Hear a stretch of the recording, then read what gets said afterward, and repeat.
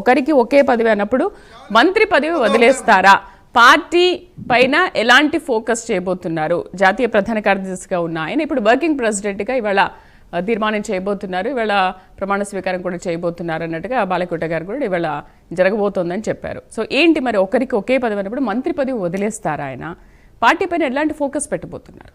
Madam, ఇప్పుడు party పదవి different అండి, అండ్ ఆల్సో మంత్రి పదవి. సో బాలకోటయ్య గారు ఇందాక మాట్లాడతా మరి మూడో తరానికి పగ్గాలు వస్తా ఉన్నాయి. మరి లోకేష్ గారు ఎంతవరకు ఈ పార్టీని తన స్థాయికి తగ్గట్టు పైకి తీసుకెళ్లగలరా అనేసి ఒక క్వశ్చన్ రైజ్ చేశారు. కాబట్టి మీరు చూసుకోవచ్చు, నారా లోకేష్ గారు 2019లో మంగళగిరి కాన్స్టిట్యున్సీ నుండి పోటీ చేశారు. ఎక్కడైతే తన సామాజిక వర్గం చాలా తక్కువ ఓటింగ్ ఉందో, ఇతర సామాజిక వర్గం ఎక్కువ ఓటింగ్ ఉన్నటువంటి మంగళగిరి, ఎప్పుడూ గెలవనటువంటి మంగళగిరి కాన్స్టిట్యున్సీలో ఈసారి తెలుగుదేశం గెలవాలి అనే ఉద్దేశంతో 2019లో పోటీ చేసి అన్ఫార్చునేట్లీ 6,000 ఓట్ల డిఫరెన్స్ తోటి ఓడిపోయారు.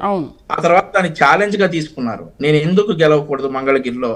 ఆయన ఎలదలుచుకుంటే చాలా నియోజకవర్గాలు ఉన్నాయి, ఆ సామాజిక వర్గం ఓట్లు ఎక్కువ ఉన్నటువంటి చాలా నియోజకవర్గాలు ఉన్నాయి. చాలా ఈజీ కేక్ వాక్ గా నడిచేటటువంటి నియోజకవర్గాలు మంగళగిరి నియోజకవర్గ పరిధిలోనే, అక్కడ నుంచి జస్ట్ హాఫ్ అన్ అవర్ దూరంలో ఉన్నటువంటి చాలా నియోజకవర్గాలు ఉన్నాయి. కానీ వెళ్లకుండా మంగళగిరిని ఒక ఛాలెంజ్ గా తీసుకుని మంగళగిరిలో స్టేట్ లోనే సెకండ్ టాప్ మోస్ట్ మెజారిటీ తోటి గెలిచినటువంటి వ్యక్తి నారా లోకేష్ గారు. ఇందాక రమేష్ గారు కూడా అన్నారు, పులివెందుల్లో ఎప్పుడు వైసీపీ వైఎస్ ఫ్యామిలీ ఓడిపోలేదు అనేసి. మరి అక్కడ రెడ్లు సామాజిక వర్గం ఎంతమంది ఉన్నారో కూడా ఒకసారి చెప్పాలి.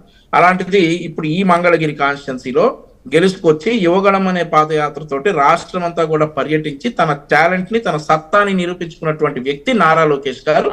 ఈ సందర్భంగా మాకు నిన్న మీరు మహానాడులో చూసుకుంటే మండల పార్టీ అధ్యక్షులు మాట్లాడారు, ఆ తర్వాత యువత మాట్లాడారు. ఎక్కువ శాతం సీనియర్ నాయకులు కాకుండా మూడవ తరం అంటే సెకండ్ క్యాడర్ కూడా కాకుండా థర్డ్ క్యాడర్ కూడా, అందులో స్పష్టంగా లోకేష్ గారి మార్పు ఉంది. అందరినీ కలుపుకుని పోతారు, సీనియర్లని అలాగే థర్డ్ క్యాడర్ ని కూడా కలుపుకుని పోయి రాష్ట్రాన్ని అభివృద్ధి పదంలో దూసుకెళ్లే క్రమంలో తెలుగుదేశం పార్టీకి మరింత బలం చేకూరుస్తారు నారా లోకేష్ గారు అని చెప్పేసి నిన్న స్పష్టంగా మహానాడు వేదికలో జరిగినటువంటి ఈ స్పీచ్లు విన్నా గానీ ఏది విన్నా గానీ తెలుస్తుంది.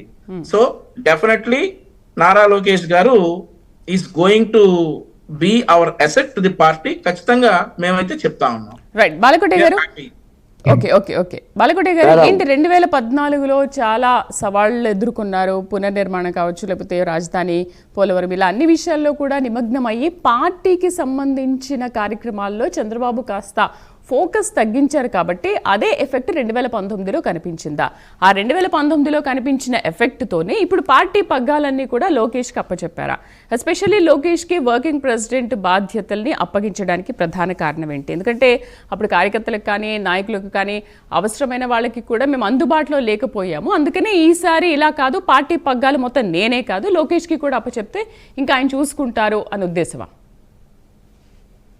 శ్రీదేవి గారు భావి భవిష్యత్తు తెలుగుదేశం పార్టీ నాయకుడు లోకేష్. ఎందుకంటే చల్లకొచ్చి ముంతదాచడం నాకు ఇష్టం లేదు. ఈ వీక్షకులు ఇప్పుడు ఈ టీవీ చూస్తున్న ప్రజలకైనా సరే స్పష్టంగా అర్థం అవ్వాలి, అందులో తప్పు కూడా లేదు. చంద్రబాబు నాయుడు గారి వయసు రీత్యా, ఆయన అనుభవం రీత్యా ఇక లోకేష్ పగ్గాలు చేపట్టాలి. ఆయన చిన్నపిల్లగాడు కాదు, 2009లోనే వచ్చాడు. 20 ఏళ్ళుగా తెలుగుదేశం పార్టీలో ప్రధాన కార్యదర్శిగా, ఎమ్మెల్యేగా, మంత్రిగా ఎంతో కొంత ఆయన అనుభవం సాధించాడు. ఇక ఇప్పటికైనా సరే ఆయన చేతిలో పగ్గాలు పోవాల్సిందే. కాకపోతే మాట ఏంటంటే పరిణతి, పరిపాలన ఈ రెండు కూడా జోడు గుర్రాలు మేడం, కవల పిల్లలు అంటూ. ఉత్సాహం వేరు, ఉత్తేజం వేరు, పరిణతి వేరు. జగన్మోహన్ రెడ్డి గారిలో పరిపాలన పరిణతి లేకపోవటం మూలానే ఎక్కడా కనిపించిన 3 రాజధానులు వచ్చింది. రైతులు 15 రోజులు ఉద్యమాలు చేసినా కూడా వాళ్ళని ఓదార్చలేని పరిస్థితి వచ్చింది. కాబట్టి పరిణతి సాధించుకోవాలి భవిష్యత్తులో. లోకేష్ గారి లాంటి వాళ్ళు ఆ పరిణతి, పరిపాలన పరిణతి కింద సాధించుకుంటే ఆ పార్టీకి ఆయుష్ అవుతుంది. భవిష్యత్తులో ఎన్ని ప్రమాదాలు వచ్చినా కూడా ఆయన యుద్ధం చేయగలుగుతాడు. ఒక మాట శ్రీదేవి గారు, ఇప్పటికీ రాష్ట్రం దిగాలుగా ఉంది, కుదుట వల్ల నా బిడ్డలు వలస పోతూనే ఉన్నారు, ఇంకా ఉద్యోగాల కల్పన జరగల, అమరావతి కూడా ఇంకా కుదుట వల్ల, పోలవరం ఇంకా కుదుట వల్ల సమస్యలుగానే ఉన్నాయి. మనమేమో పదాలు రాసుకుంటున్నాం, నాది ఎర్ర పుస్తకము, నీది బులుగు పుస్తకము, నేను వస్తే గుడ్డ దెబ్బతీస్తా, నేను వస్తే గుడ్డ దెబ్బతీస్తా. నేను వచ్చి నీ ఎంత చూస్తా, నువ్వు వచ్చి ఎంత చూస్తావు అనేది ఈ చర్యకు ప్రతి చర్యలాగా ఈ ప్రతీకారేచ్చ ప్రేరేపణలతో అయితే రైట్ ప్రజలైతే ప్రశంసించాలనేది నా భావన. తప్పనిసరిగా తెలుగుదేశం పార్టీ పూర్తిగా పరిపాలన మీద దృష్టి పెట్టి ప్రజలు బాగా చురుగు చేసుకోగలిగి రాష్ట్రాన్ని పరిపాలన గాలిలో పెట్టాల్సిన అవసరం Right. ఇప్పటికీ ఉందనే చెప్తా.